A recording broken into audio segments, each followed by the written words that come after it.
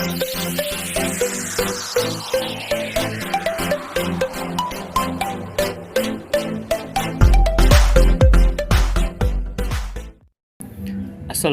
warahmatullahi wabarakatuh. Innalhamdulillah nahmadu wa nasta'inu wa nastaghfiruh wa na'udzu billahi min shururi anfusina wa min sayyiati a'malina. May yahdihillahu fala mudhillalah wa may yudlilhu fala hadiyalah. Alhamdulillah, pada pertemuan kali ini kita masih bisa bertemu kembali. Perkenalkan, nama saya Muhammad Leonardo Teguh Haryanto dengan NIM 45221-038 kelas 1B D4. Kali ini saya akan menjelaskan materi tentang inflasi.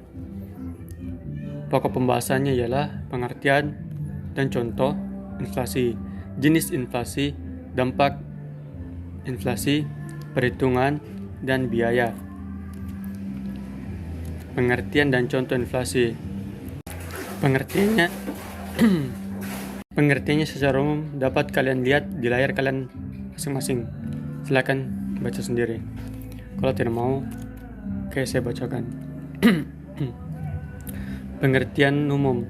Inflasi ialah keadaan di mana terlalu banyak uang yang beredar sehingga menyebabkan harga barang naik dalam kurun waktu yang relatif panjang dan mengakibatkan daya beli masyarakat turun disebabkan pendapatan yang menurun. Contoh inflasi ialah perbandingan harga motor pada zaman dahulu dengan harga motor yang sekarang. Terlihat poster Honda zaman dulu kira-kira sekitar tahun 1970-an dengan poster iklan motor Honda sekarang. Harga motor dulu cuma sekitar 20-40 ribuan, sedangkan sekarang sudah mencapai puluhan juta rupiah. Ini adalah contoh akibat adanya inflasi. Harga barang naik terus-menerus dalam tempo yang lama. Sedangkan ada lawannya inflasi, yaitu deflasi. Deflasi adalah proses menurunnya harga-harga secara umum dan terus-menerus dalam jangka waktu lama. Akibatnya peningkatan daya beli masyarakat karena secara real nilai mata uang meningkat.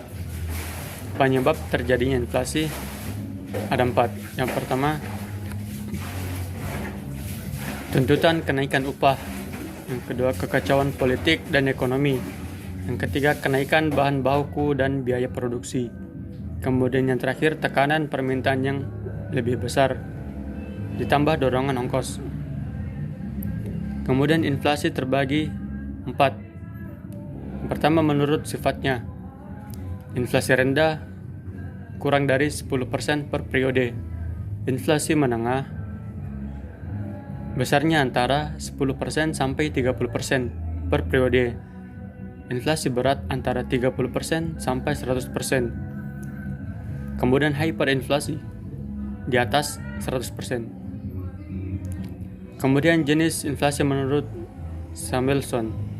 Yang pertama, moderate inflation kurang dari 10%, galloping inflation antara 20% sampai 200%, dan hyperinflation di atas 200%. Inflasi menurut sebabnya.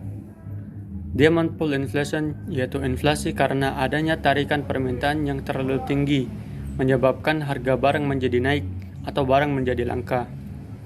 Cost push inflation, yaitu inflasi yang terjadi karena dorongan biaya produksi, yaitu bahan baku dan gaji yang semakin tinggi, menyebabkan harga pokok penjualan semakin tinggi sehingga harga jual juga semakin tinggi. Kemudian natural inflation terjadi karena alami atau karena bencana alam atau kegagalan panen. Kemudian inflasi menurut sebabnya juga dapat terjadi karena human error, terjadi karena kelalaian manusia. Dapat juga karena inflasi spiral, yaitu inflasi yang terjadi karena inflasi sebelumnya. Jadi inflasinya bawaan dari tahun sebelumnya atau periode sebelumnya. Kemudian inflasi menurut asalnya.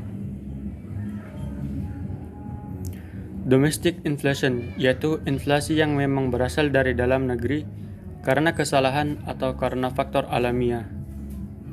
Contohnya defisit anggaran atau bencana. Import inflation, yaitu inflasi yang berasal dari luar negeri tentu saja terjadi karena kita mengimpor produk dari negara yang kebetulan mengalami inflasi tinggi, menyebabkan harga jualnya juga tinggi. Contoh kenaikan harga minyak dunia atau tarif impor tinggi.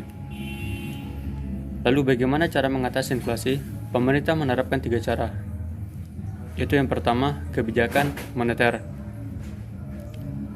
Contoh kebijakan moneter yaitu politik diskonto, politik pasar terbuka atau menjual surat-surat berharga, pengawasan kredit, dan politik persediaan kas.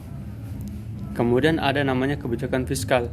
Contohnya ialah pengaturan pengeluaran APBN dan peningkatan tarif pajak. Yang ketiga, kebijakan non-moneter. Contohnya ialah peningkatan produksi, kebijakan upah, dan pengawasan harga. Kemudian dampak positif dan negatif inflasi. Kalian dapat lihat di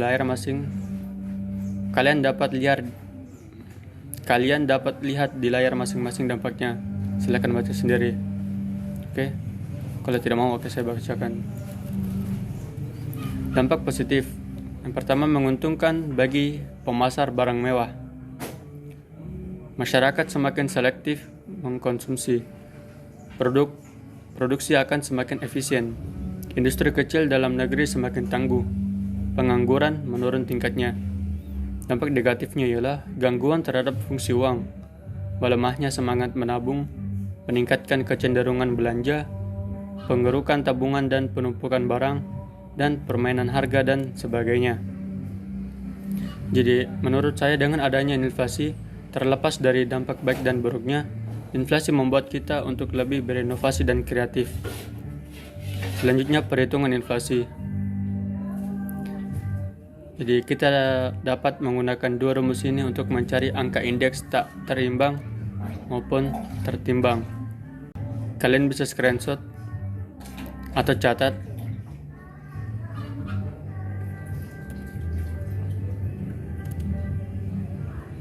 Ini lanjutannya. Rumus indeks harga agregatif tertimbang dengan rumus indeks produktif agregatif tertimbang.